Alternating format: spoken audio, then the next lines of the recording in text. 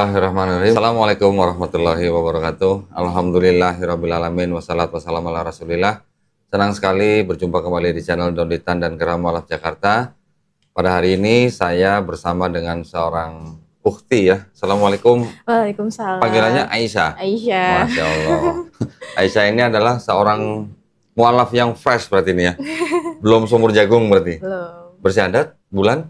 1 November. Tahun 2023. Oh iya, baru bener nih berarti ya. Bersyahadat di mana? Di rumahnya Mbak Retno, salah satu dari Mualaf Center Indonesia. MCI ya? Iya, MCI. Masya Allah, iya iya. Sekarang berarti di bawah binaan siapa? Ustadz Yunan? Iya. Galak nggak Ustadz Yunan? Dikit. Oh, dikit. Ada orangnya di sini tuh. Tapi galaknya berarti karena sayang ya, berarti ya. Tegas. Sayang kepada para mualaf-mualaf ya. Supaya imannya nggak melempem gitu ya. Alhamdulillah. Nah, Aisyah ini adalah salah seorang dulu dari Katolik ya? Iya. Betul. Dari Katolik akhirnya masuk Islam dikarenakan karena Ketidaksengajaan membaca. ketidaksengajaan. Gimana ceritanya? Nggak sengaja apa ya Mas? Jadi itu temanku mau sholat, pinjam handphone buat download aplikasi untuk cek kiblat. Oh, kiblat. Akhirnya udahlah aku kasih pinjam. Terus itu setelah berapa hari dari itu aku lagi main handphone, tiba-tiba itu kan aplikasinya Muslim Pro. Oh, ada alarm. Ini ayat harian turun. Oh, ayat harian. Kan kalau ada notifikasi kan dia muncul gitu kan. Terus, iya. kebetulan itu suratnya surat Ali Imran. Masya Allah. Nah, Ingat ayat berapa? kalau ayatnya berapa nggak tahu, tapi aku tahu ceritanya. Oh, bunyinya gimana? Ceritanya itu menceritakan tentang keluarganya Siti Maria. Siti Maryam. Kenapa Siti Maryam itu menjadi wanita yang benar-benar mulia banget gitu. Iya. Dan kenapa dia diberikan anak tanpa disentuh oleh laki-laki gitu. Jadi aku baca di situ jadinya penasaran, terus kayak sudut pandangku jadi beda gitu. Akhirnya baca-baca lagi, kayak ya awalnya cuma baca-baca, akhirnya aku baca yang lain kan, surat yang lain, terus katanya itu random gitu. Terus kayak kok jadi sudut pandangku jadi ke Islam jadi beda gitu loh, beda. Apakah ini cuma rasa penasaran aja, karena kan ya aku suka baca, maksudnya nggak suka baca banget, tapi ini buku maksudnya baru gitu loh, sesuatu yang baru, menarik gitu. Jadi aku baca, terus rasanya tuh beda banget rasanya. Bedanya maksudnya gimana? Berubah sudut pandangnya gitu? Iya, gitu. Kayak ternyata Nabi Isa tuh bener-bener di sini dituliskan dikasih Injil gitu. Terus di situ ada ayat juga, aku cuma hafal bahasa Indonesianya, kisah perumpamaan dikasih, kenapa dia konsep penciptaannya. Dia tuh konsep penciptaannya tuh sama kayak Nabi Adam alaihissalam. Bedanya itu kasarnya tuh bedanya bahan bakunya lah. Iya. Nabi Isa ini dari roh. Gitu. Semisal penciptaan Nabi Isa sama seperti Nabi Adam. Nabi Adam diciptakan dari tanah liat, Nabi Isa alaihissalam diciptakan dengan apa? Kun fayakun. Kayak gitu. Dengan firman. Terus? Jadi ya beda lah jadi cara pandangnya. Terus aku baca rasa terus satu ketika tuh ya udah, mungkin rasa penasaran aja ya, terus ya udah aku kembali ke setelan pabrik, karena aku Katolik. Setelan pabrik. Default maksudnya. Iya, default apa? Program default ya, atau factory reset gitu. Terus aku di Katolik lah, tapi di Katolik tuh gimana ya? Itu mohon maaf, tadi kejadiannya temennya pinjem buat install aplikasi Muslim Pro itu kapan kira-kira? Aduh, itu masih ingat nggak? Tahun 2023 juga atau 2022. Sebelumnya lagi? Oh, 22. Akhir tahun 2022. Oh, akhir 22. Oke. Terus. Cuman makanya itu selama 2023 tuh aku yang kayak struggling di Katolik gitu. Karena kan yang akhir tahun 2022 aku mengenal secara ketidaksengajaan, aku yang mencari tahu. aku baca wah menarik, aku kira cuma hanya menarik aja gitu, karena kan ya udah aku pasti punya iman di Katolik gitu. Kira di 2023 ini aku yang struggling yang baliklah ke defaultnya gitu, kayak wah kok ini rasanya kok aku doa nggak ada koneksi lah gitu. Biasanya kan aku ada koneksi, aku baca ayat Alkitab, wah tersentuh hati gitu. Aku denger lagu-lagu rohani juga tersentuh gitu. Terus dengan berjalannya waktu, kok nggak ada koneksi apa itu gimana ya? Gitu. Terasa hambar atau gimana? Ya biasa aja. Kan biasanya namanya juga iman kan pasti ada sesuatu yang kayak bisa naik turun gitu. Terus aku mikir gini, karena kan di situ apa karena lingkunganku gitu loh. Lingkunganku juga nggak semuanya Islam kan, apalagi di kantorku tuh macam-macam agamanya banyak, ada yang Bhinneka Tunggal Ika lah pokoknya. Ada yang Hindu, ada yang Buddha, ada yang Kristen juga macam-macam, ada yang Katolik, ada yang KKBP, Tiberias gitu. Gitu. Macam-macam di kantorku. Kalau misalkan dari lingkungan nggak mungkin. Kalau misalkan dari orang terdekatku kayak nggak juga gitu loh, karena awalnya kan memang secara ketidaksengajaan yang jadinya tuh nyaman gitu. Yang minjem handphonenya untuk diinstal aplikasi itu teman sekantor gitu. Terus dengan berjalannya waktu ya udahlah, aku nggak terlalu dengan nyamannya, aku cuman kayak oh yaudah mungkin yang ceritanya bagus aja gitu. Dengan berjalannya waktu itu terus ya udahlah aku di Katolik, cuman kayak gereja ini segala macem. Terus diajak teman-temanku yang Kristen juga di kantor. Terus tapi kayak aduh kok nggak ini ya,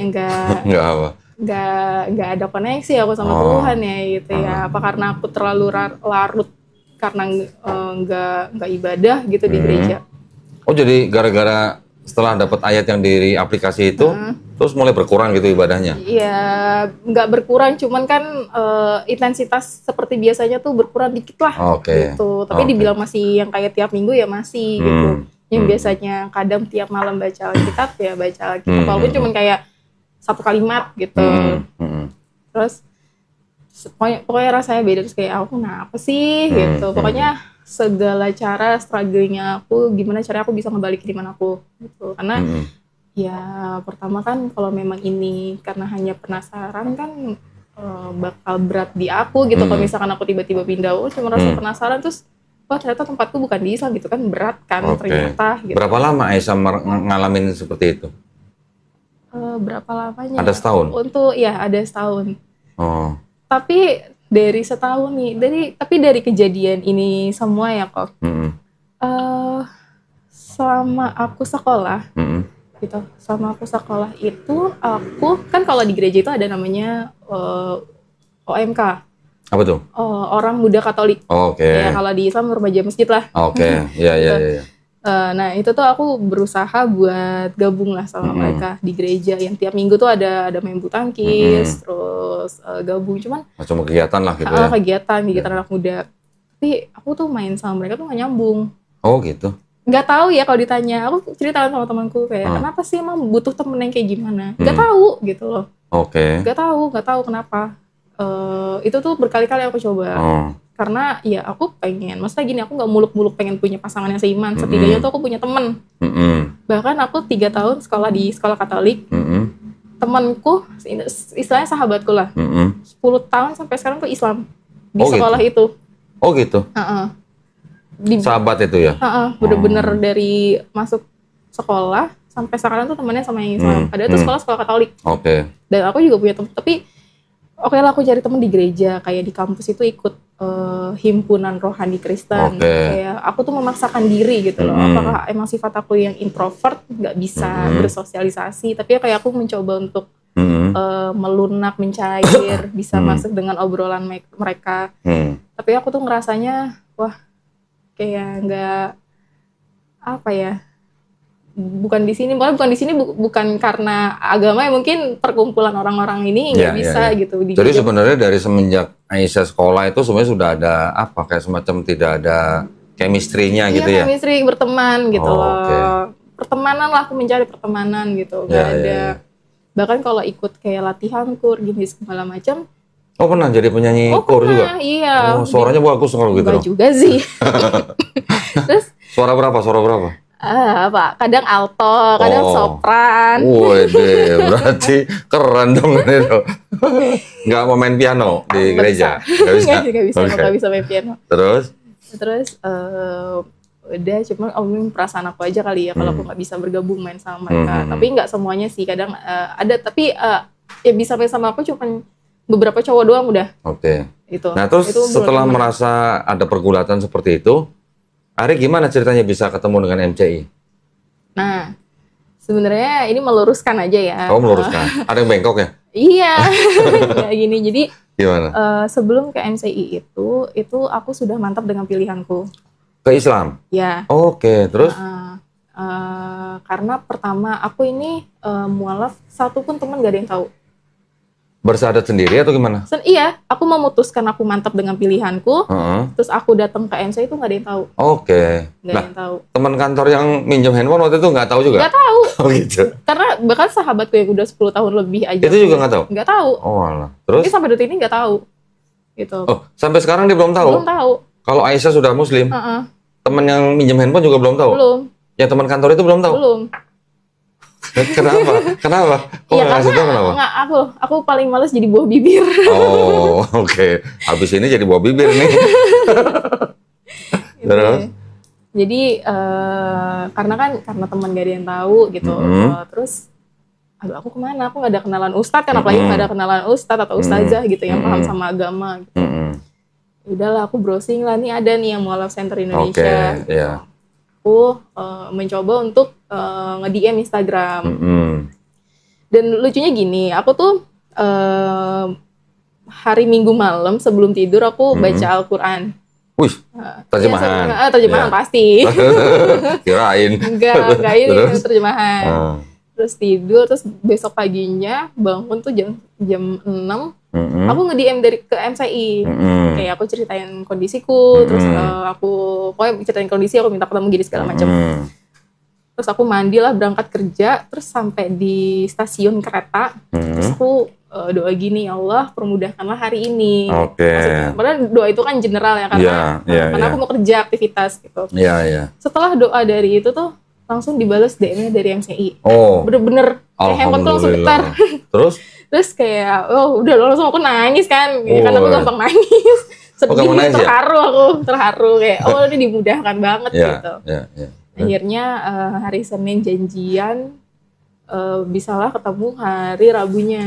Di MCI mana tuh? Yang di mana? Yang di Depok, di Rumah yang Barat Mall. Oh, Rumah yang Barat Mall, oke. Terus, pertemuan pertama itu aku nggak ada ekspektasi untuk langsung syahadat. Aku kira perkenalan aja, kayak kondisiku kenapa, biar kayak mungkin gini, orang lain kan akan menilai, wah nih orang belum siap gitu, takutnya malah nggak kuat iman, malah goyah gitu. Nah, ternyata aku juga di situ langsung syahadat. Sama Baratno? Dan dipaksa nggak sama Baratno? Enggak, justru nggak ada pemaksaan, karena aku bilang sama Mbak, aku tuh walaupun aku nggak melakukan ini, satu jadi kendala aku itu di orang tuaku. Karena aku tahu karakter orang tuaku kayak gimana, keluarga aku kayak gimana, segala macem gitu. Cuman itu doang gitu. Cuman kalau nggak aku lakuin, ya aku istilahnya di Katolik nggak ada iman, nggak tenang hidupnya juga, nggak ada iman gitu. Aku nggak ada hati lah di situ gitu. Tapi kalau aku lakuin, aku takut sama orang tua aku gitu. Nah, akhirnya baru tuh juga nggak memaksa pakai gimana, tapi ya udah akhirnya terlaksanakanlah itu syahadat di situ. Ada saksi juga, ada Mbak Penti juga di situ. Oh iya, alhamdulillah. Jadi akhirnya aku menjalankan sebagai seorang muslimah ya, menjalankan seorang muslimah. Aku belajar apa ya? Awalnya belajar sholat dulu, terus bacaan surat dulu. Surat pertama yang aku hafal itu Al-Kausar. Wih, keren Al-Kausar. Terus baca surat yang lain Surat yang lain juga. Tapi semenjak ya hampir 4 bulan ya, kurang lebih 4 bulan ini tuh aku Islam itu tuh, wah aku gampang banget nangis. Kenapa? Ini Mbak Retno tahu nih. Iya, kenapa coba? Sharing dong. Kenapa? Pertama kali aku nangis itu, aku tuh kalau sehabis sholat, aku suka baca surat Insyirah sama Al-Insyirah sama Anas. Karena kenapa Anas? Karena buat hafalan. Iya. Karena kan aku mau nambah hafalan juga kan. Iya. Terus kayak tiba-tiba pada malam itu nangis gitu loh. Kenapa? Padahal tiap malam juga biasa kayak gini. Itu sholat di rumah? Enggak di rumah. Oh, di rumah. Nggak di rumah itu. Terus? Kenapa ini? Kenapa tiba-tiba nangis kan? Akhirnya besok paginya, apa karena aku dalam menggang aja kali kemarin apa gimana ya? Nangisnya karena memahami arti dari surat itu atau apa? Atau merasa gimana? Karena baca sambil ada murotolnya. Oke. Gitu. Maksudnya itu juga bukan pertama kalinya aku baca dan mendengar murotolnya gitu. Tapi yang aku bingungin, ini sudah berkali-kali karena aku emang mau niat menghafal. Tapi kenapa aku nangis gitu? Terus aku nangisnya sampai terseduh-seduh gitu lah. Aku chat lambar Mbak, aku nangis habis begini segala macam. Gitu. Ya udah, itu Allah sedang menyentuh hati kamu, makanya gitulah, segala macam. Terus nangis yang kedua itu di awal bulan Februari kalau nggak salah. Itu kan kalau aku nyampe kantor itu kadang masih scroll TikTok kan. Anak TikTok nih. Terus itu ada ceramah Ustadz tentang orang tua. Oke. Iya kan, aku kan jadinya membohongi orang tua kan. Iya. Membohongi orang tua, membohongi keluarga gitu. Di situ kayak, ya ampun aku salah banget gitu loh, bohong sama orang tua. Wah di situ kayak, wah masuk kamar mandi kantor aku nangis, aku chat lagi Mbak, aku nangis gini Mbak. Ya udah, kamu kapan niat buat ngasih tahu orang tua gitu. Iya. Tapi setelah Aisyah bersahadat, setelah itu Aisyah masih ke gereja apa enggak? Pas Natal. Iya. Terus setelah itu enggak lagi? Enggak. Oke. Karena Natal kan hari besar ya. Enggak mungkin aku enggak bisa menghindar ya. Enggak bisa menghindar ya. Oke. Berarti sampai sekarang Aisyah juga belum memberitahu orang tua? Kalau orang tua aku udah tahu. Oh, udah tahu. Tahu hari Selasa minggu lalu. Oh, baru seminggu ini tahunya? Baru seminggu ini. Oh, oke. Terus? Sebenarnya dari awal aku Islam sampai sekarang, doa aku tuh, aku gak mau merahasiakan ini terlalu lama. Oke. Karena mau tahu sekarang atau 5 tahun ke depan, 10 tahun pasti reaksinya akan sama. Iya, gitu. Betul. Dan aku juga mau menjalaninya dengan tenang gitu. Terus kayak doa aku tuh sama Allah, ya Allah, kasihlah waktu yang tepat untuk orang tua aku tahu. Gitu. Kok nyebut Allahnya udah enak banget sih dengar. Diajarin Mbak Retno pasti ya. Terus udah doa gitu segala macam. Tapi mamaku tuh nggak tahu, ada saudaraku tuh yang tahu. Oke. Karena aku waktu pulang kampung aku ngasih tahu saudaraku. Oh. Karena background saudaranya mama itu Islam. Oke. Terus setelah tahu mamanya gimana? Wah, sedih. Pingsan nggak nangis. Oke. Ya, aku paham lah orang tua mana sih yang mau anaknya berbeda keyakinan sama dia gitu. Ya cuma kan aku juga bingung gitu mau gimana, aku juga nggak bisa ngelihat orang tua aku seperti itu. Tapi hati aku gimana gitu. Jadi kayak mamaku tuh nyarilah akar permasalahannya tuh apa gitu loh. Kamu tuh kenapa? Aku jawab masih kayak ya itulah dengan stigma-stigmanya yang jelek gitu. Cuman ya gimana, aku juga nggak bisa ngelawan orang tua pakai gimana kan, nggak bisa yang keras buat ngasih tahu yang kayak gimana. Aku cuman udah diem aja gitu. Tapi, biasanya sebelum jadi muslim Aisyah kalau sama mamanya gimana? Ya kalau bawel atau bawel sih. Oh, bawel juga. Terus suka ngelawan perintah nggak? Ngelawan perintah ya juga sih gitu. Namanya anak manusia ya. Oh, berarti manja dong. Berarti manja sama mamanya manja. Oke. Terus apalagi anak disayang banget. Waduh.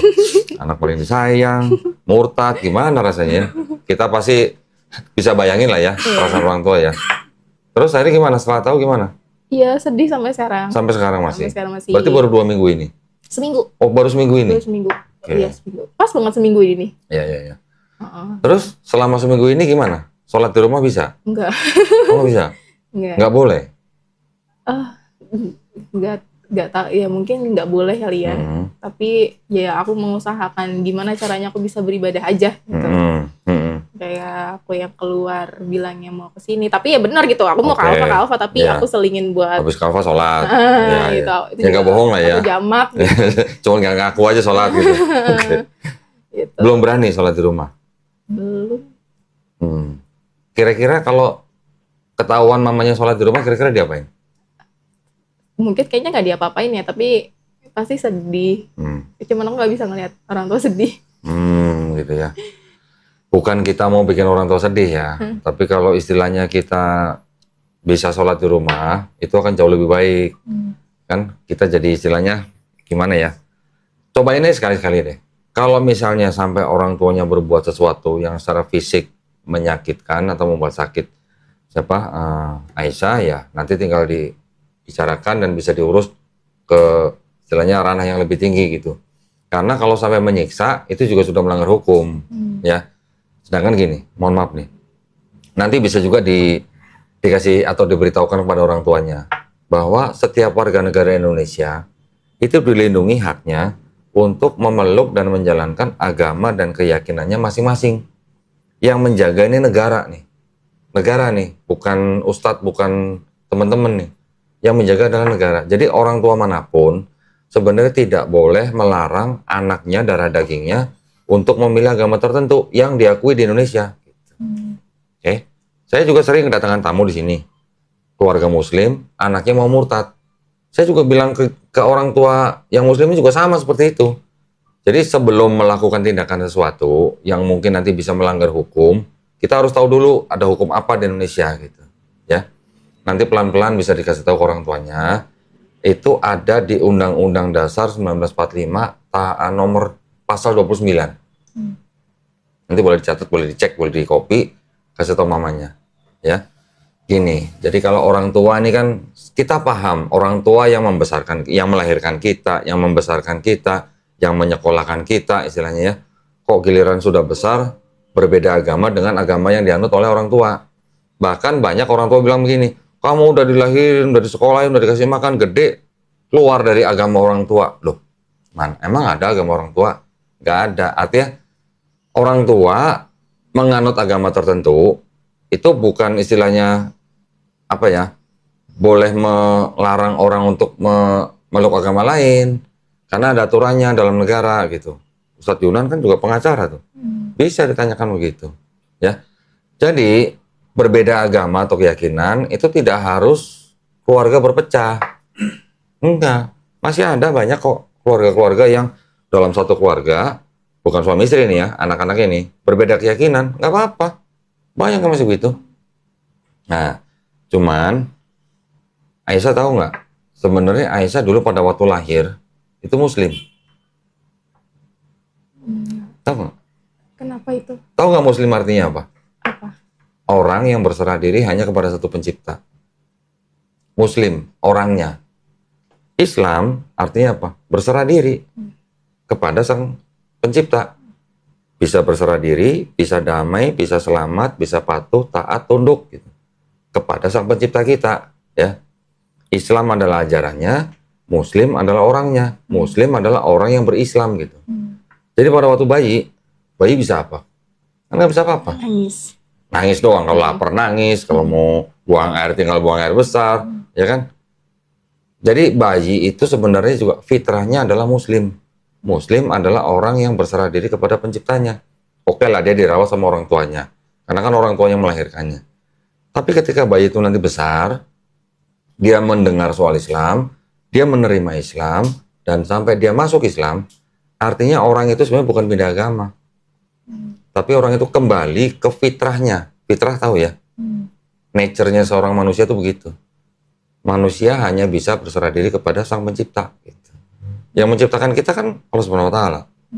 Dan di dalam Islam kita juga memahami bahwa roh dan jiwa kita sebelum kita lahir jadi manusia itu sebenarnya sudah berikrar bahwa Tuhan kita adalah Allah Subhanahu wa Ta'ala, sang pencipta langit dan bumi dan manusia gitu.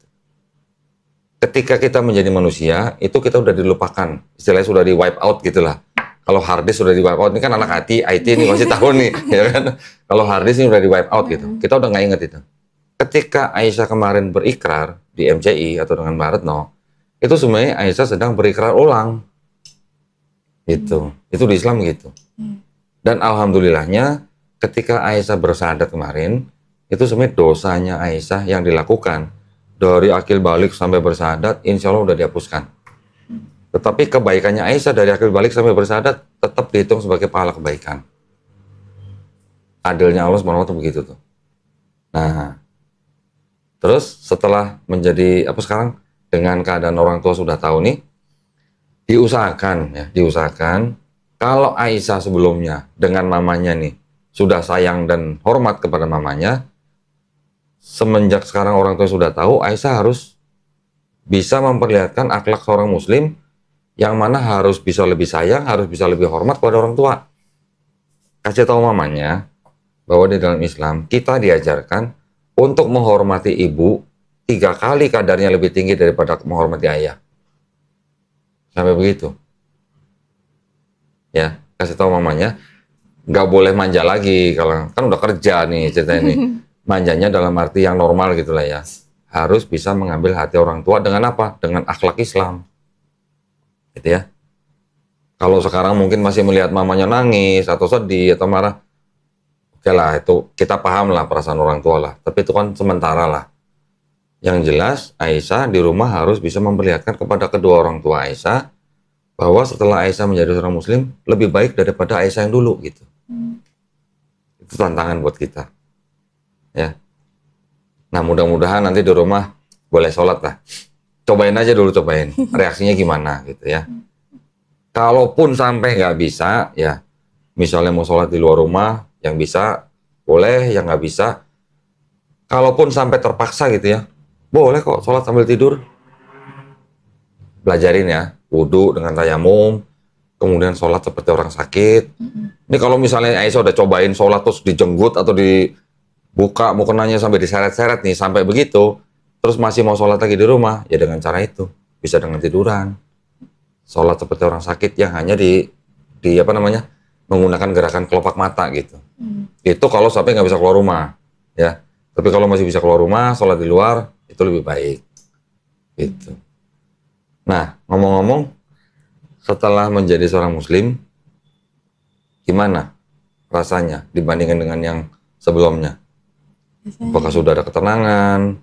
Apakah sudah ada koneksi gitu? Kalau koneksi ada tenang ya ada. Alhamdulillah.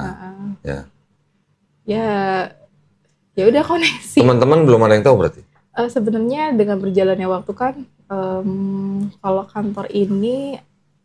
orang kantor ini paling 2 orang yang tahu, itu juga perempuan. Tapi yang tahu minjem handphone aku itu nggak tahu. Oh, kenapa nggak dikasih tahu? Oh iya, saya mau ngomongin handphone tuh. Kira-kira kalau menurut Aisyah, handphonenya Aisyah dipinjam sama temennya, dipasangin aplikasi untuk kiblat, ya. Terus ada tiap hari ngirim ayat. Kira-kira menurut Aisyah itu kebetulan nggak? Kebetulan. Kebetulan. Karena ceritanya kan mungkin kalau di Katolik itu Bunda Maria ya. Bunda Maria. Nggak ada yang kebetulan di Islam. Nggak ada yang kebetulan. Kita ketemu hari ini juga nggak ada yang kebetulan. Daun kering jatuh dari pohon, itu kalau bukan atas izin Allah SWT nggak mungkin jatuh.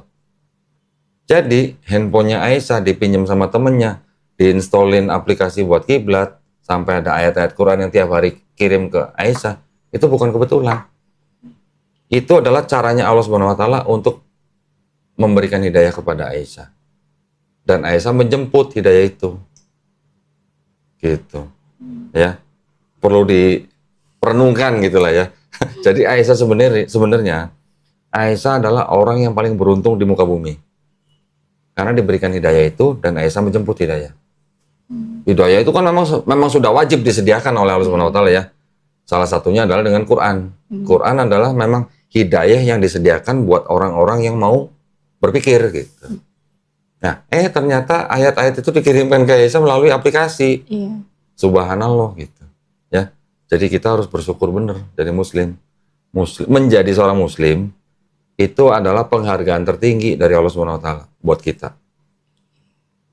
Nah, jadi jangan kalau nanti ada ujian dengan keluarga, melempem gitu ya. Jangan. Kita harus tetap tingkatin iman kita dan takwa. Takwa itu bagus banget tuh. Pernah tahu arti takwa apa? Belum tahu secara Belum ya? detail. Takwa itu arti simpelnya lah ya. Melaksanakan perintahnya, menjauhi larangannya. Tetapi kalau mau dipikirin sedikit nih, takwa itu seperti orang begini. Seolah-olah kita sedang berjalan di sebuah jalan. Di jalan itu banyak perangkap nih, entah duri, entah macam-macam lah, entah paku atau apa. Tapi kita bisa melihat perangkap itu gitu. Kita berjalan melalui jalan itu, kita kan jalan harus hati-hati. Gak bisa dong kita sembarang main lari aja begitu kan. Bisa-bisa kaki kita kena duri kan. Tapi kalau kita jalan hati-hati, oh ada duri sini, kita menjauh sedikit. Kita milih jalannya. Itulah seperti orang yang begitu tuh orang bertakwa. Kita hati-hati dengan apa? Dengan yang ada larangan, ya. Kita mengikuti perintahnya lewat sini. Jalan itu adalah ditunjukkan gitu. Seperti itu orang bertakwa tuh begitu. Menjalankan perintahnya, menjauhi larangannya, seperti kita sedang menjalani jalan yang penuh duri gitu. Otomatis kan kita nggak mau ketusuk duri kan? Maka kita jalan harus hati-hati. Kesulitan apa lagi kira-kira yang Aisyah hadapin sampai hari ini menjadi seorang muslim? Kesulitan cuma ada di orang tua aja. Karena sedih gitu. Iya. Dah, itu aja sih. Oh iya, Nggak tadi saya bilang gini. Kan dari Katolik ya? Siapa tahu nanti orang tuanya nonton, bisa baca kan lumayan. Kitab suci? Katolik. Ini tulisannya apa? Tidak untuk diperdagangkan. Berarti nggak pernah baca kan? Karena ini nggak untuk diperdagangkan. Iya. Kitab suci Katolik dengan pengantar dan catatan lengkap 2009. Ini apa? Dipersembahkan kepada Umat Katolik Indonesia. Oleh Direktorat Jenderal Bimbingan Masyarakat Katolik Departemen Agama Republik Indonesia. Resmi nggak? Resmi dong. Ya. Ini Bible ada ayat, ada juga catatan kakinya nih seperti ini ayat nih, ini catatan kaki. Jadi kayak semacam bisa juga tafsir, bisa juga kayak latar belakangnya gitu. Ya, ada yang ayatnya banyak, tafsirnya sedikit, tapi ada juga yang ayatnya dikit, tafsirnya panjang. Seperti ini nih. Ini ayatnya segini, ini tafsirnya segini, catatan kakinya. Pernah baca nggak ayat ini? Ayat 7 nih, bisa dibaca nggak? Jangan pakai bismillah ya. Iya. Sebab ada tiga. Takutnya ada yang begitu. Yang memberi kesaksian di dalam surga, Bapa, Firman, dan Roh Kudus, dan ketiganya adalah satu. Pernah baca gitu? Pernah. Ini yang disebut oleh orang-orang Kristen atau Katolik, bukti bahwa di dalam Bible ada ajaran Trinitas. Betul? Betul ya? Iya. Terus baca lagi. Dan ada tiga yang memberi kesaksian di bumi. Oke, sampai di sini ini ya. Ini ada catatan kakinya nih, ayat 7-8, kata di dalam surga sampai di bumi, keterangannya apa? Bagian ayat ini tidak terdapat dalam naskah-naskah Yunani yang paling tua dan tidak pula dalam terjemahan-terjemahan kuno, bahkan tidak dalam naskah-naskah paling baik dari Vulgata. Terus? Bagian ini kiranya aslinya sebuah catatan di pinggir halaman, salah satunya naskah terjemahan Latin yang kemudian disisipkan ke dalam naskah-naskah oleh penyalin dan akhirnya bahkan disisipkan ke dalam beberapa naskah Yunani. Karenanya bagian ini pasti tidak asli. Boleh diulang nggak karenanya? Karenanya bagian ini pasti tidak asli. Kalau tidak asli apa? Palsu. Nah, kamu yang ngomong ya, bukan saya. Jadi artinya apa? Kalau ada sebuah kitab yang disebut kitab suci, kalau ada ayat yang tidak otentik seperti ini, bisa nggak kitab ini disebut kitab suci? Menurut aku sih enggak. Enggak ya? Sama seperti saya juga dulu gitu. Waktu saya mengetahui di dalam kitab saya waktu itu ada ayat-ayat seperti ini, dan ini nggak cuma satu loh, banyak loh. Ini baru salah satu contoh aja. Waktu itu saya menganggap juga kalau gitu nggak bisa nih disebut sebagai kitab suci, karena sudah ada campur tangan manusia. Kan ini katanya tadi apa? Aslinya sebuah catatan di pinggir halaman yang kemudian apa? Disisipkan. Jadi awalnya bukan ayat menjadi ayat gitu.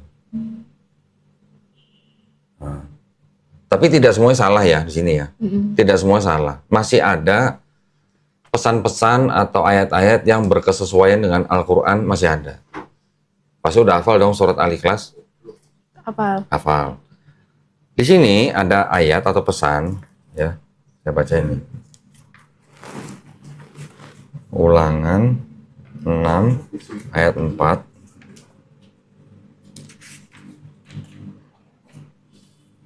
Nih, dengarlah, coba. Dengarlah hai orang Israel. Tuhan. Itulah Allah kita, Tuhan itu Esa. Nah. Surat Al-Ikhlas gimana bunyinya? Qul huwallahu ahad. Artinya apa?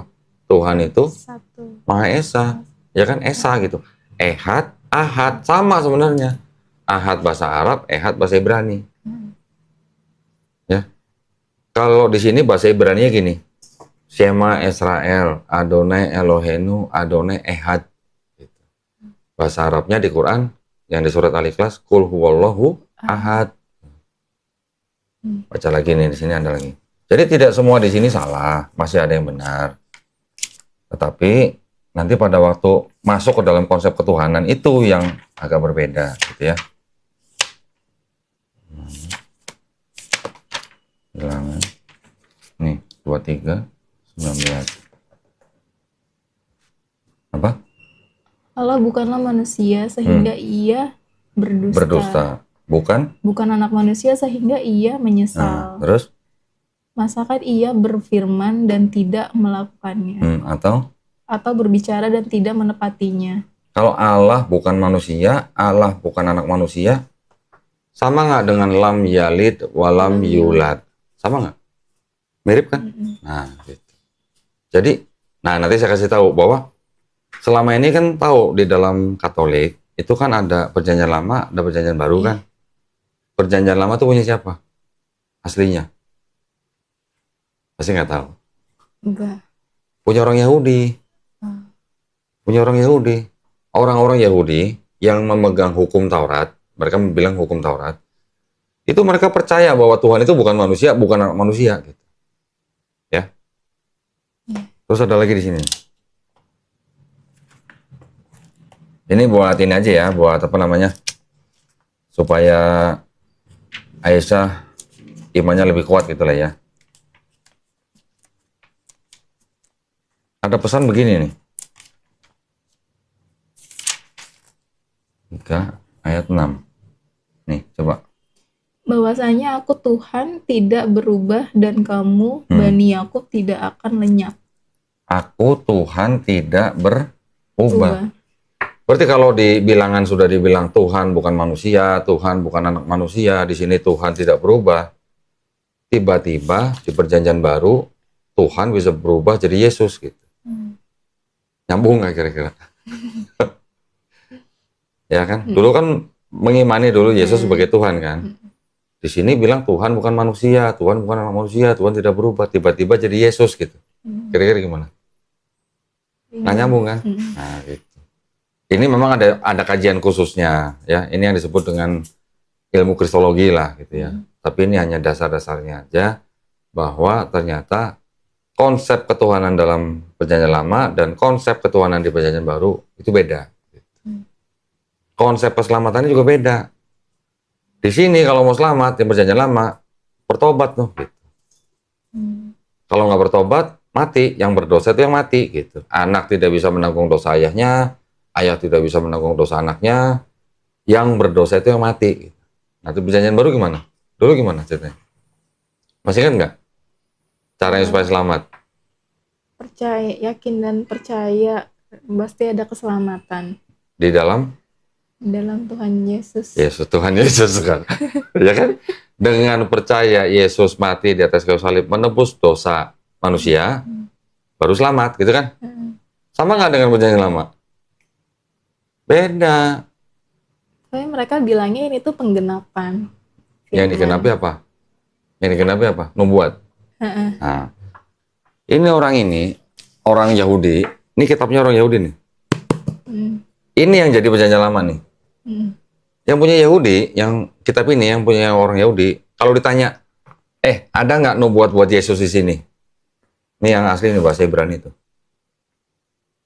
Ini bahasa Inggris terjemahannya ya. Ini bahasa Ibrani nih. Yang berhak menafsirkan ini siapa?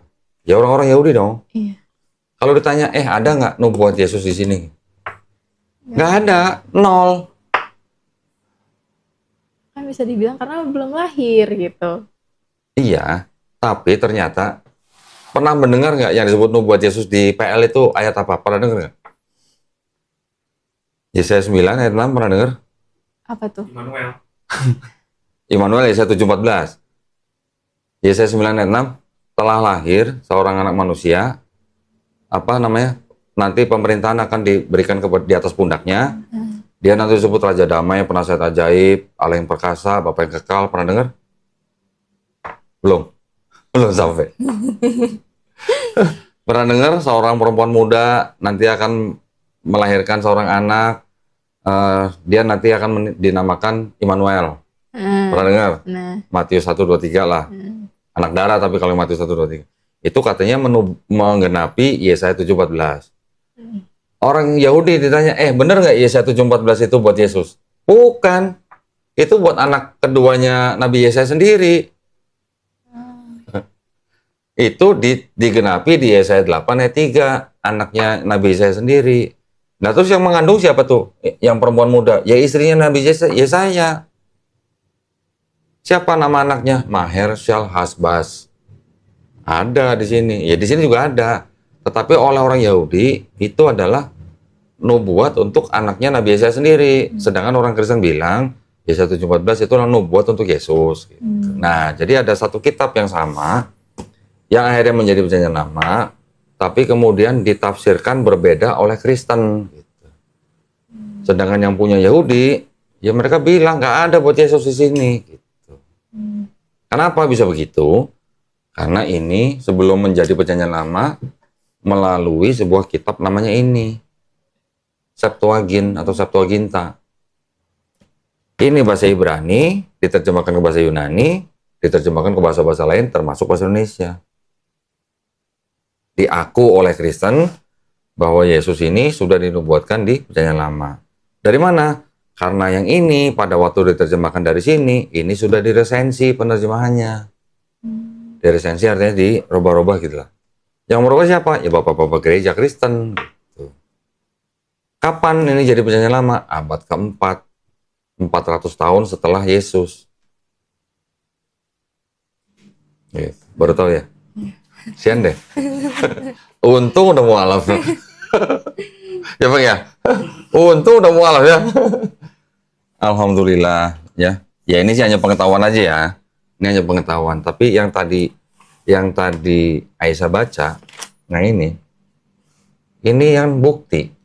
Buktinya bukan dari kita, tapi bukti dari mereka sendiri. Ada ayat-ayat seperti ini. Jadi artinya gimana? Artinya kan ini tidak bisa disebut sebagai kitab suci.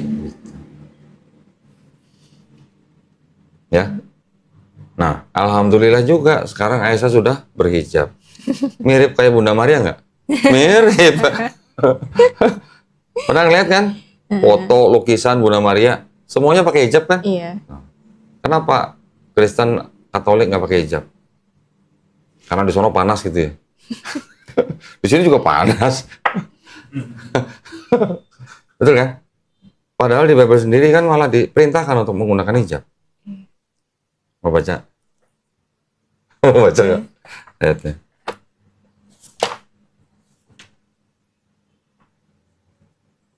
Hmm. 11 ayat 5. Coba baca dikit. Tetapi tiap-tiap perempuan yang kepala Tetapi tiap-tiap perempuan yang berdoa atau bernubuat dengan kepala yang tidak bertudung menghina kepalanya. Pernah berdoa kan? Dulu kan sering berdoa kan? Berkerudung nggak? Enggak. Terus? Sebab ia sama dengan perempuan yang dicukur rambutnya. Kok kan cukur rambut? Ya kan? Jadi tidak semua di sini salah, ya. Tetapi ada ajaran konsep ketuhanan yang akhirnya berbeda dengan Islam karena apa? Karena ada pengaruh namanya Hellenistik filosofi. Pernah dengar? Yunani kan kenalnya dewa Zeus tuh, ya kan? Dewa Zeus punya anak, ngambilin perempuan, punya anak Hercules, punya anak lagi dari perempuan namanya Perseus, ya kan? nanti menghamili dewa lain, punya anak Helen gitu. Nah, sistem kepercayaan mereka itu disebut dengan Helenisme. Helenisme itu berkembang kira-kira beberapa abad sebelum ada Yesus. Juga mempengaruhi orang-orang Yahudi juga gitu. Nah, yang ada ajaran Helenisme itulah yang diduga sangat kuat, itu yang menimbulkan agama Kristen. Makanya ada Tuhan Bapa, Tuhan Anak, Tuhan Roh Kudus gitu. Itu lagi nanti ada percampuran dari budaya orang-orang sekitar situ yang memang sudah terbiasa menyembah tiga Tuhan, triad namanya. 3 tapi 1 sampai 3 gitu.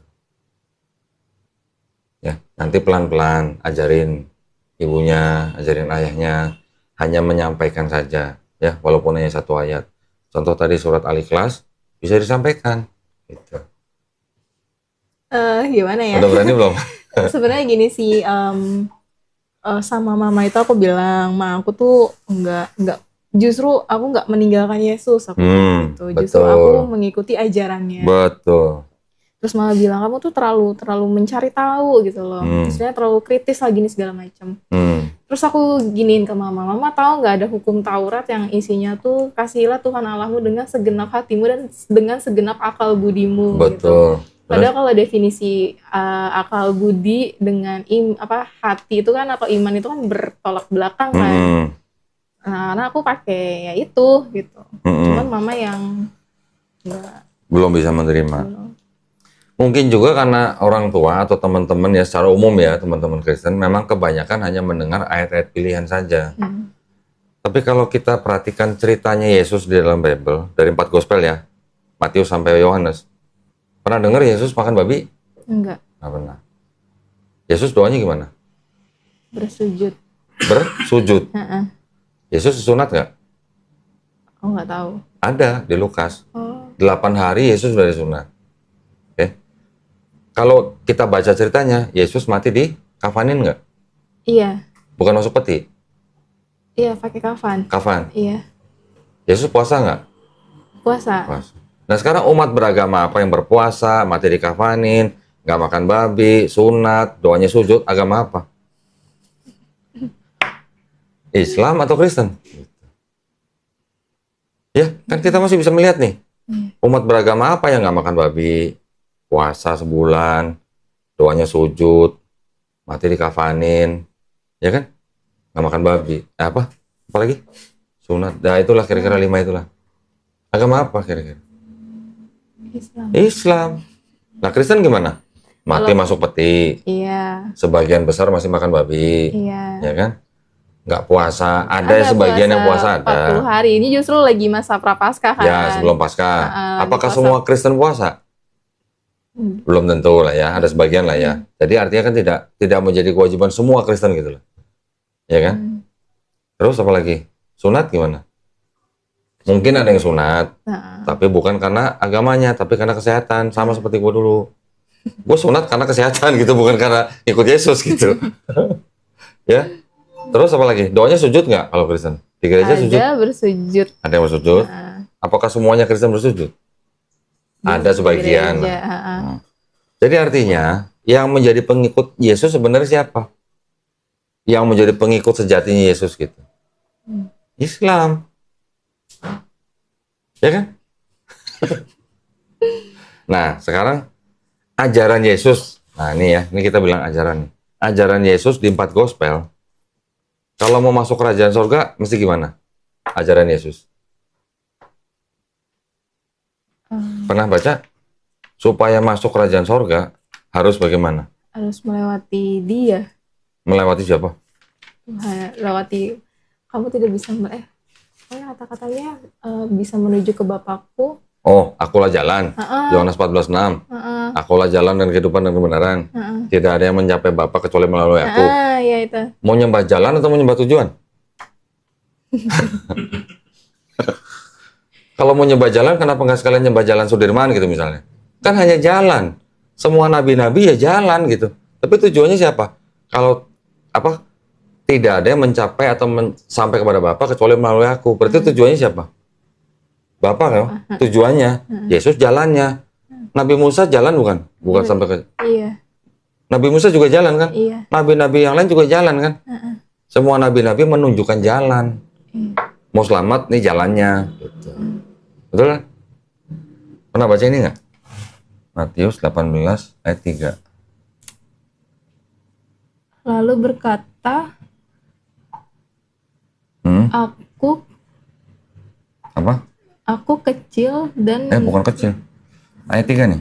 lalu berkata, Aku berkata kepadamu. Sesungguhnya jika kamu tidak bertobat dan menjadi seperti anak-anak kecil, kamu tidak akan masuk ke dalam kerajaan surga. Nah, lo pernah baca ini? Enggak. Jadi kalau mau masuk kerajaan surga mesti apa? Bertobat. Matius 17. 18 ayat 3. Ya. Gimana? Emangnya ya? Ada, coba buka di Bible-nya. Mungkin lain Bible-nya di situ kali. Ini yang Ini Katolik loh.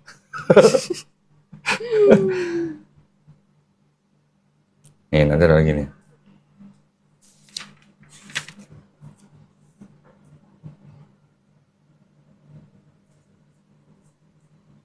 Matius kan ya? Iya, Matius 18. Beda isinya. Apa itu coba? Coba dibaca. Maka nampak kepada mereka Musa dan Elia sedang Matius 18. Oh, 18 ya. Oh iya nih 17. Oh, jangan gitu dong. Oke. Oh iya, lalu aku berkata kepadamu, sesungguhnya jika kamu tidak bertobat dan menjadi seperti anak-anak kecil ini, kamu tidak akan masuk ke dalam kerajaan surga. Gimana dong? Untuk masuk kerajaan surga gimana? Harus bertobat ya, dan menjadi seperti anak kecil. Harus percaya Yesus sebagai Tuhan nggak? Beda kan? Tapi kalau Paulus bilangnya apa? Kalau kamu tidak percaya Yesus sebagai Tuhan dan Juru Selamat kamu yang sudah mati di atas kayu salib, kamu tidak akan selamat. Iya. Berarti ada perbedaan kan? Antara Yesus dan Paulus. Betul? Nih ada lagi nih, Matius 23. 23 ayat 1. Nih, Matius 23 ayat 1. Baca nih. Apa nih? Maka berkatalah Yesus kepada orang banyak dan kepada murid-muridnya, katanya, ahli-ahli Taurat dan orang-orang Farisi telah menduduki kursi Musa. Terus? Sebab itu turutilah dan lakukanlah segala sesuatu yang mereka ajarkan. Terus? Ajarkan kepadamu, tetapi janganlah kamu turuti perbuatan-perbuatan mereka karena mereka mengajarkan tetapi tidak melakukannya. Yesus suruh melakukan apa? Apa yang diajarkan oleh ahli-ahli Farisi kan? Yang diajarkan oleh orang ahli-ahli Farisi apa? Hukum apa? Hukum Taurat kan? Karena Yesus datang bukan untuk menyediakan Taurat. Tapi tidak, apa namanya? Mereka mengajarkan tapi tidak melakukannya. Nah, berarti orang-orang Farisi adalah orang-orang munafik. Tapi yang disuruh Yesus kan turutilah. Turutilah apa yang mereka ajarkan kan? Berarti menuruti apa? Ajaran Taurat kan? Nah, kalau ngikutin ajaran Taurat boleh makan babi nggak? Enggak. Nah, itu. Nah, itu. Kenapa Kristen tidak mengikuti hukum Taurat gitu? Karena Paulus. Paham ya? Mudah-mudahan nanti bisa dikasih tahu ke orang tuanya. Tapi harus dengan cara yang paling lembut ya. Ngasih tahu ke orang tua harus dengan cara paling lembut. Tunjukin aja ayat-ayatnya. Ya karena alhamdulillah nih, Aisyah sudah muslim nih. Nanti bisa ngajarin ini ke orang tua. Ini loh Pak, ini loh Ma. Gitu. Memang di sini ceritanya Yesus disalib. Nah, itu yang dikatakan oleh Quran berbeda gitu. Di Quran mengatakan Nabi Isa Al-Masih tidak dibunuh, tidak disalib. Tapi orang diserupakan. Nah, kalau kita belajar sejarah, di akhir-akhir abad pertama dan kedua, itu ada golongan Kristen yang tidak percaya Yesus yang disalib. Namanya Kristen Basilidean namanya. Ini ada dokumennya. Yesus melihat dari jauh orang yang disalib itu adalah Simon orang Kirene gitu. Orang Kirene ya, bukan orang Cinere ya. Ada dokumennya sih. Nah, jadi ya memang ya ini oke lah, ini kan sudah menjadi sebuah institusi. Dan institusi ini atau agama ini kan diakui oleh negara. Ya kita tetap harus menghormati. Tapi kan kita bicara berdasarkan teks gitu. Ya kalau mereka mempercayai gereja dan Paulus, ya itu hak mereka. Kita tidak boleh melarang gitu. Tapi yang aku tahu kenapa mereka mempercayai memang Yesus itu mati di kayu salib. Karena pada hari ketiga bangkitkan dari orang mati. Terus dia menampakkan diri itu di beberapa murid-muridnya, di beberapa orang gitu. Jadi banyak yang menyaksikan emang Tuhan Yesus ini mati di kayu salib, dan di salibnya itu ada salah satu apa ya? Pokoknya menyucukkan ke lambungnya. Oh, gitu. Pas disalib.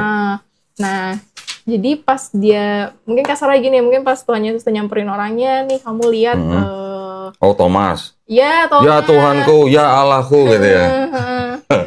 Terus? Akhirnya mungkin dilihat kali ya, ya kasarnya mungkin dilihat lukanya nih, lukanya begini nih. Akhirnya percayalah si Thomas. Gitu. Makanya apa? Umat Katolik itu mempercayai Tuhan Yesus itu memang mati di kayu salib gitu, dan dia anggap aja betul ya, anggap aja betul. Nah kan cerita di sini kan memang menceritakan Yesus salib dan mati dan bangkit dari ketiga. Anggap aja betul menurut Bible. Coba baca nih ayat 14 nih. 1 Korintus 6 ayat 14. Apa katanya? Allah yang membangkitkan Tuhan. Allah siapa? Allah di atas. Iya siapa? Bapa bukan? Iya. Ya.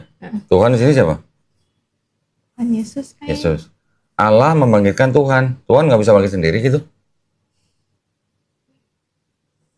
Berarti kalau ada Allah, ada Tuhan, berarti tahu nggak bedanya Tuhan sama Allah apa?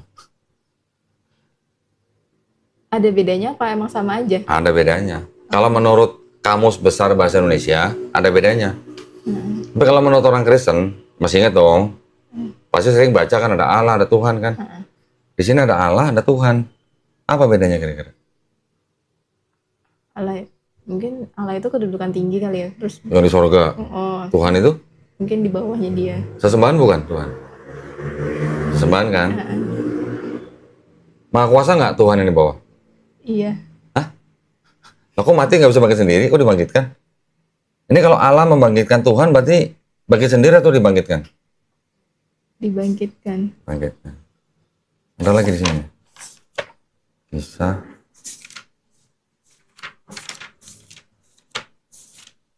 Ini buat penguatan aja ya, bukan buat.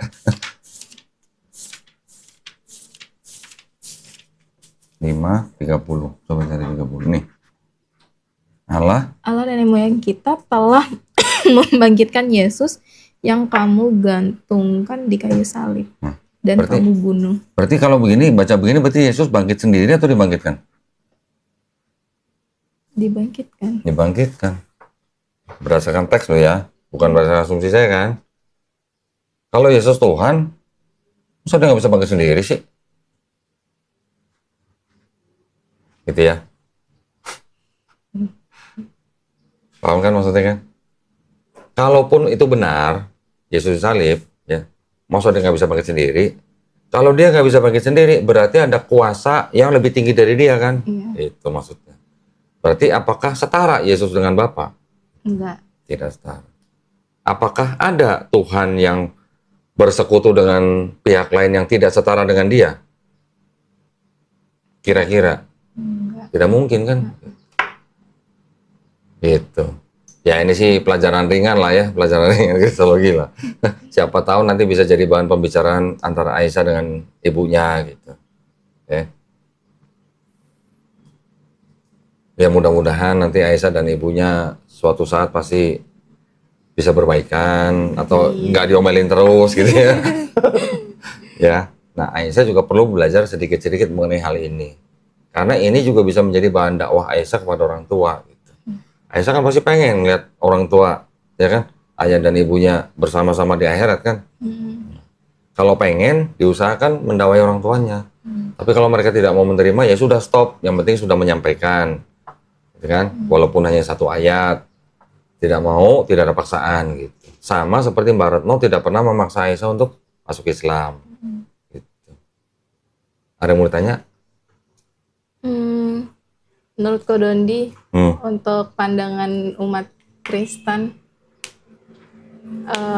pastikan di hari kiamat lah ya. Katanya kan Tuhan Yesus akan turun ya. Itu Islam juga percaya. Ya, maksudnya aku tahu lah di Islam itu gimana. Tapi di Kristen itu tuh ngapain? Ya turun untuk menjadi hakim yang adil. Kalau di Kristen kan juga begitu kan. Nanti kan di Kristen kan juga ceritanya nanti ada setelah dia turun menjadi hakim yang adil, nanti ada kerajaan 1000 tahun baru istilahnya Yesus turun sebagai Tuhan gitu. Tapi kalau di Islam Nabi Isa Al-Masih nanti akan turun untuk apa? Untuk membunuh Dajjal, mematahkan salib, membunuh babi. Kalau membunuh Dajjal mungkin itu literal lah ya, karena kita juga percaya ada Dajjal. Tapi kalau mematahkan salib dan membunuh babi, ini bukan arti literal, tapi ini arti kiasan gitulah. Salib hubungannya dengan siapa? Kristen. Babi hubungannya dengan Kristen juga. Jadi kalau ada dua tugas yang mematahkan salib dan membunuh babi, ini pasti ada hubungannya dengan mematahkan anggapan atau fitnah Kristen bahwa Nabi Isa Al-Masih adalah Tuhan gitu. Karena di dalam Al-Quran itu semua jenis kepercayaan Kristen dijawab atau dibantah oleh Quran. Oke. Contoh misalnya, pernah dengar ada Kristen yang menyembah Maria sebagai Tuhan? Belum pernah dengar Mariamite? Belum. Ada kelompok Kristen pada zaman dulu yang menyembah Bunda Maria sebagai Tuhan. Namanya Mariamite. Ada lagi nanti kelompok Koliridianisme namanya. Ya, ini malah yang Koliridianisme ini timbulnya malah di Arab nih. Menyembah Maria sebagai Tuhan. Oke. Di Quran itu dibantah. Di Quran surah 5 ayat 116. Nanti akan ada dialog antara Allah Subhanahu wa taala dengan Nabi Isa Al-Masih yang bertanya kepada Nabi Isa Al-Masih, apakah kamu pernah menjadikan dirimu dan ibumu sebagai sesembahan mereka? Nabi Isa Al-Masih akan menjawab apa? Tidak mungkin kan, Maha Suci engkau kan? Tidak mungkin aku melakukan itu. Itu adalah untuk menangkal atau menyanggah, membantah ajaran Koliridianisme. Terus ada lagi nanti ajaran Kristen apa selain Koliridianisme? Ada yang menganggap atau percaya bahwa Bapa itu Yesus, Yesus itu Bapa gitu. Jadi bukan 3 pribadi tapi 1 pribadi. Itu dibantah juga di Quran. Sama di surat Al-Maidah ayat 72. Ya, telah kafirlah orang yang mengatakan Allah itu adalah Isa. Jadi Allah Isa Allah itu yang berkata begitu adalah orang kafir gitu. Itu untuk menyanggah apa? Aliran yang modalisme namanya.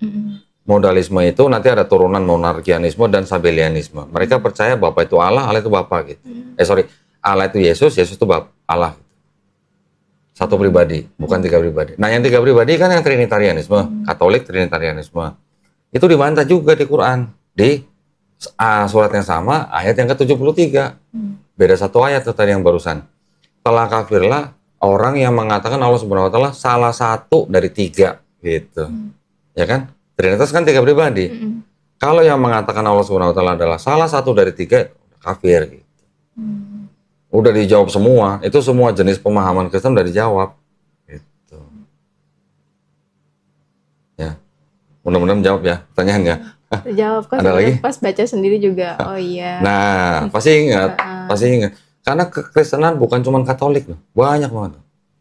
Yang sekarang di dunia nih yang kita kenal kan Trinitarianisme, Katolik, Protestan, Ortodoks tuh Trinitarianisme.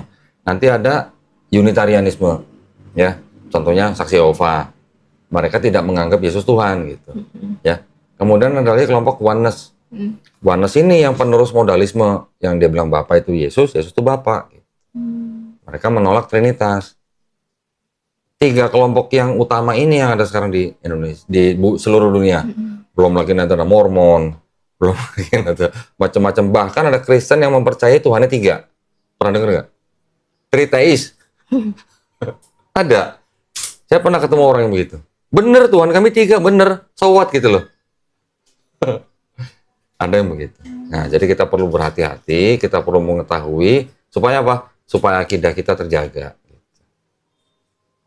Ya. Ada lagi mau ditanya? Udah, cukup. Cukup. Mudah-mudahan Aisyah istiqomah ya. Amin. Ya, nanti juga bisa berkomunikasi dengan orang tuanya juga dengan lebih baik. Yang paling penting tadi pesan saya apa?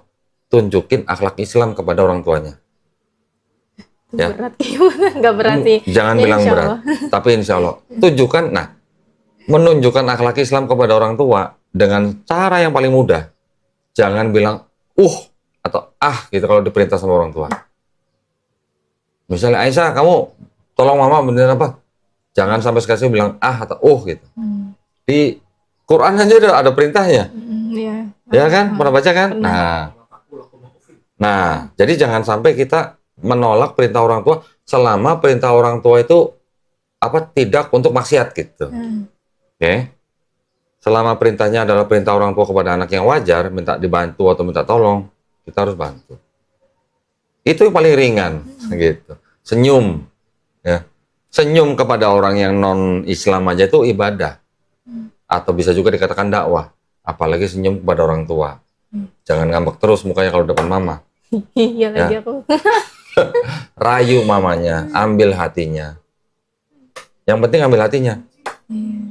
Kalau Aisyah hubungannya dekat sama mama sebelumnya, ambil hatinya supaya apa? Nanti mama bisa bantu Aisyah bilang sama papanya. Gitu, misalnya. Oke, semangat ya. Semangat, istiqomah, dan insya Allah husnul khotimah. Amin ya. Jangan datang sini mukanya kayak mau nangis-nangis mulu dari tadi. Ya sedih. Sedih, pasti sedih. Tapi cobalah bicara empat mata dengan mamanya, ya, secara baik-baik. Sering nonton boleh di channel saya, boleh di channel yang lain tentang kristologi. Kasih tahu mamanya baik-baik dengan cara yang paling lembut. Oke, cukup ya? Cukup. Oke, kalau gitu terima kasih banyak ya buat Aisyah yang sudah bersedia datang ke sini juga sharing ya pengalamannya. Mudah-mudahan juga bermanfaat buat yang menonton ya. Oh ya, boleh nggak pesan buat teman-teman yang belum Islam? Apa ya? Apa ya? Aku bingung. Oh, bingung. Karena kalau hidayah itu kan nggak bisa, karena Allah itu nggak bisa sembarangnya ngasih hidayah ke orang kan yang aku tahu gitu. Ya kalau yang belum Islam, apa kira-kira? Ya Belajar atau apa? aja lah, tekuni. Yang penting apa lagi? Buka hati. Buka hati. Iya. Jangan menutup hati. Jangan melihat. Oh iya, sama jangan melihat pelakunya. Iya, karena jujur aku juga sama sekolah, aku punya stigma jelek soal Islam gitu loh. Ya. Tapi ketika aku tahu, aku sendiri gitu ya, baca sendiri gitu, Al-Quran langsung, ternyata nggak seburuk itu gitu. Memang bener-bener nggak seburuk itulah ternyata. Betul. Jadi pesan yang utama adalah untuk orang yang belum Muslim, saya bilangnya belum Muslim nih, insya Allah jadi Muslim gitu ya. Supaya mereka jangan melihat Islam dari pelakunya, ya, tapi lihat dari ajarannya. Iya. Kalau buat teman-teman yang udah Muslim, gimana? Ada pesan? Kalau malas sholat, paksain sholat. Kalau malas sholat, paksain sholat tuh. Itu keren gitu ya. Keren itu sebenarnya. Karena memang manusia masih punya sifat malas. Kadang-kadang itu menghantui, bukan menghantui, mengganggu kita gitu. Alhamdulillah pesannya makjeleb ya. Mudah-mudahan bisa diterima ya. Terima kasih banyak atas perhatiannya buat para pemirsa. Buat para pemirsa yang ingin membantu perjuangan dakwah kami, bisa mengirimkan ke BSI dengan nomor rekening 111889988 atas nama YPM At-Tauhid Jakarta, dan bisa mengkonfirmasikan ke nomor handphone 0813 9883 7007. Semoga partisipasi para pemirsa diterima di sisi Allah Subhanahu wa taala sebagai amal jariah. Amin ya rabbal alamin. Baik, kalau gitu kita jumpa lagi nanti di konten-konten berikutnya. Akhir kata, wabillahi taufiq wal hidayah. Wassalamualaikum warahmatullahi wabarakatuh. Terima kasih banyak ya Aisyah ya. Terima kasih. Alhamdulillah.